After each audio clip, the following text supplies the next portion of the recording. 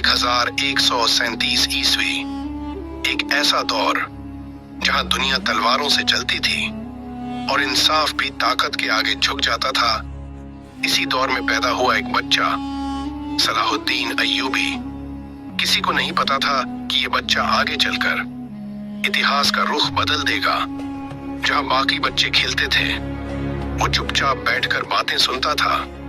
उसकी आंखों में मासूमियत थी, लेकिन दिल में एक अजीब सा सन्नाटा। वो अक्सर अपने बड़ों से पूछता, क्यों हर जगह लड़ाई है? उसके सवाल उसकी उम्र से कहीं बड़े थे।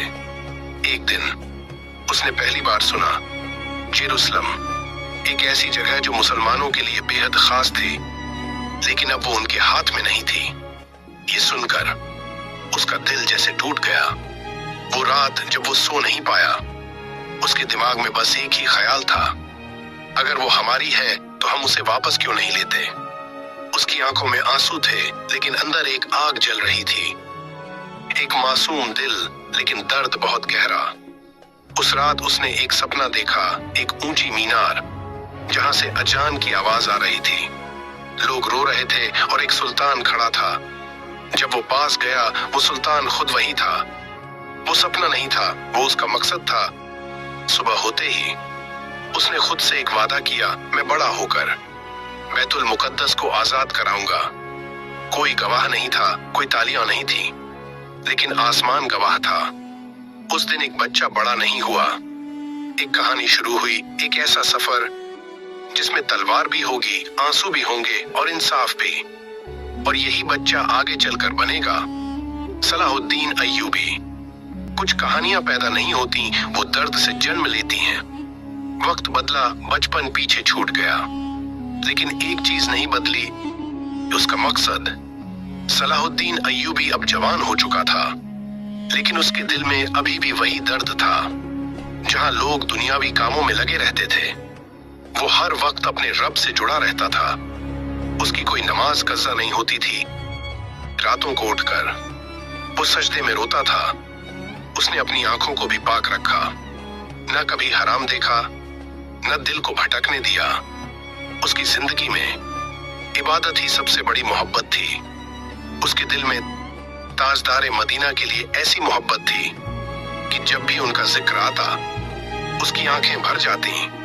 वो सिर्फ नमाजी नहीं था, एक बहादुर सिपाही भी था। उसकी तलवार चलती थी, लेकिन दिल हमेशा नरम रहता था। वो दिखावा नहीं करता था, खामोशी से खुद को तैयार कर रहा था, एक बड़े मकसद के लिए। दुनिया को पता नहीं था, लेकिन वक्त गवाही दे रहा था, एक तूफान उठने वाला है।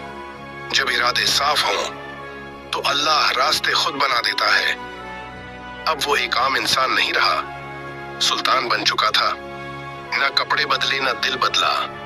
वो वही सादा इंसान रहा, जो कुछ भी मिलता गरीबों में बांट देता। इतना बड़ा बादशाह, लेकिन खुद के लिए कुछ नहीं बचाता। इतना माल भी जमा नहीं हुआ कि उस पर हज फर्ज हो सके। उसका दिल खुद के लिए नहीं, उम्मत के लिए धड़कता था।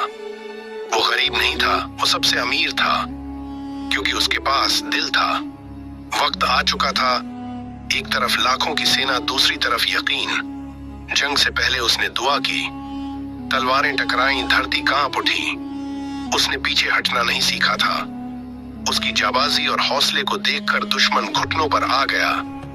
अल अक्सा की जंग और वो दिन इतिहास बन गया। लेकिन वो जानता था, असली जीत अभी बाकी है। जंग तलवार से नहीं, यकीन से जीती जाती है। जेरूसलम सामने था, लोग कांप रहे थे। सबको लगा अब बदला होगा, लेकिन उसने कहा, सबको माफ करो, न कत्ल, न जुल्म। दुश्मन भी रो पड़े। सबसे बड़ी ताकत माफ करना है। मस्जिद अल अक्सा आजाद हो चुकी थी। वो ऊपर चढ़ा, दिल तेज धड़क रहा था, आंखों में नमी थी। उसने अजान दी, आवाज गूंज उठी। उसने अपना वादा निभा दिया। कुछ आवाजें सदियों तक गूंजती हैं। आज फिर वही हाल है। जेरूसलम फिर रो रहा है। लोग लाचार हैं। हर जुबान पर एक नाम, सलाहुद्दीन अय्यूबी। आज भी जब जब अल अक्सा पर हमला होता है, लोग दुआ करते हैं, लेकिन वो वापस नहीं आएंगे। वो अल्लाह के कुर्ब में है। वो वहां जा चुके जहां से कभी कोई नहीं आया। آج بھی اگر کوئی سچی کنیز فاطمہ زہرا بنے تو اس کی کیو سے آج بھی صلاح الدین ایوبی جیسا بہادر سچا عاشق رسول پیدا ہو سکتا ہے۔ اب حضرت صلاح الدین ایوبی تو کبھی واپس نہیں آئیں گے، ہمیں ہی ویسا بننا ہوگا۔ جب ارادے صاف ہوں تو اللہ راستے خود بنا دیتا ہے۔